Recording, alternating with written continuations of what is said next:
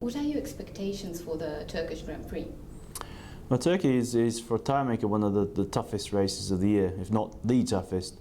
It's a very abrasive circuit, very, very abrasive, so the tyres are going to be wearing very heavily. And on top of that, it also has turn 8, which is one of the toughest turns in the Formula 1 season. The tyres put under incredible loadings and pressure. Well, the drivers are as well, but I have to worry about the tyres. And that puts the structure of the tyre under a lot of stress. So we'll be looking very closely at the tyres when they're coming off the cars on Friday. We have tested there recently and have good indications that we're fully in line with expectations, but there's no substitute for being actually in the race and seeing it. So it's a very, very tough race for Pirelli. And how many pit stops do you expect? Magical question. I mean, everybody's asking me that now. I seem to become the pit stop expert, but I've got 2 right and 1 wrong so far. But you would say, based on wear levels 4.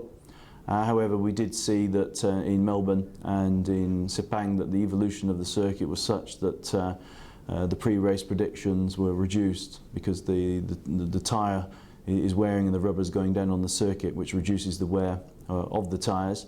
We have GP2 and GP3 as well running, which means there's going to be a lot of support races, which we didn't see in Shanghai. So I'm saying 4 to start with, but it wouldn't surprise me that we get back down to a 3.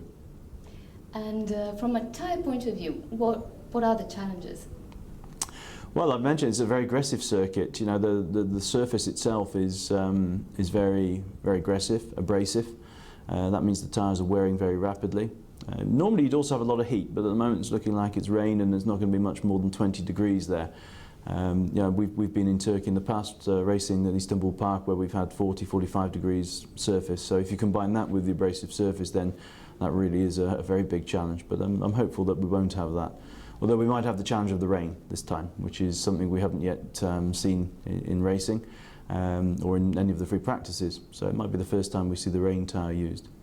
Then the final point is, of course, that turn 8 is a very fast circuit and a very aggressive circuit from that point of view. So the actual structure of the tyre, the support structure inside the tyre will be under great duress during this race. And what about the new compound that will be provided on Friday? And when do you foresee we'll be seeing it on track?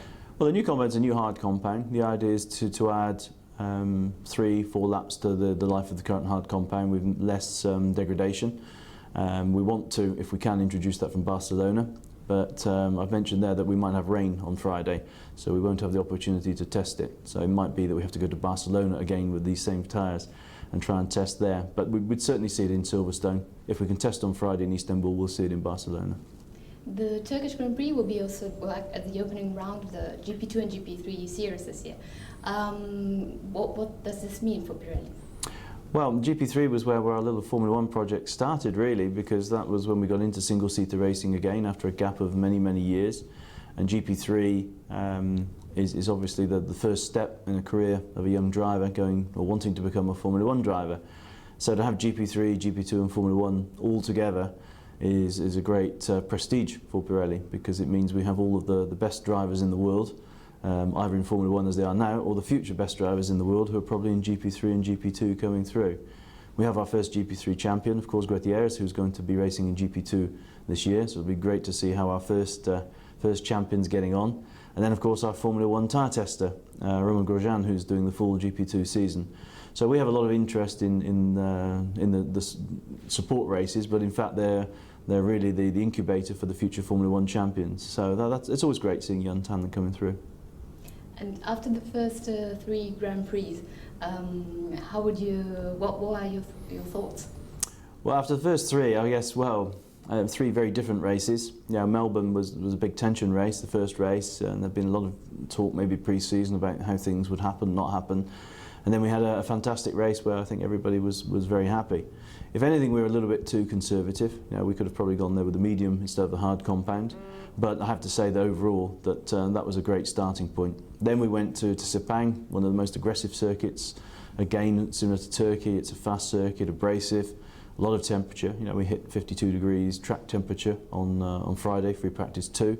We didn't have the famous rain, the monsoon, that didn't happen. It's probably good, really, not to have that, because that would make it just a little bit too complex, I think. But we did have a good race, and then the third race was in Shanghai was probably one of the most exciting races in recent years. I think in 2010 they had one overtaking manoeuvre, and they had in excess of 60 this year.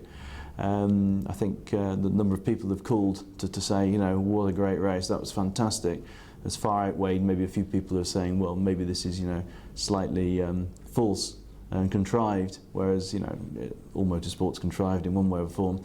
And I think most people want to see exciting action, they want to see overtaking manoeuvres, and they want to see people like Mark Webber going from the back of the grid and getting on the podium. Yeah, that makes for great stories, and it makes you want to watch the race. And of course you can't sleep anymore on a Sunday. It used to be you could watch the start. If there wasn't any incidents there, you could fall asleep, wake up in 2 hours, and they'll be still in the same order. But that's not the case anymore. You know, we're one element, of course, of the package between KERS and the rear wing that are assisting the overtaking and making things a little bit more lively. But the tyre strategy is proving to be, at least at the start of the season, a major element in creating some open racing.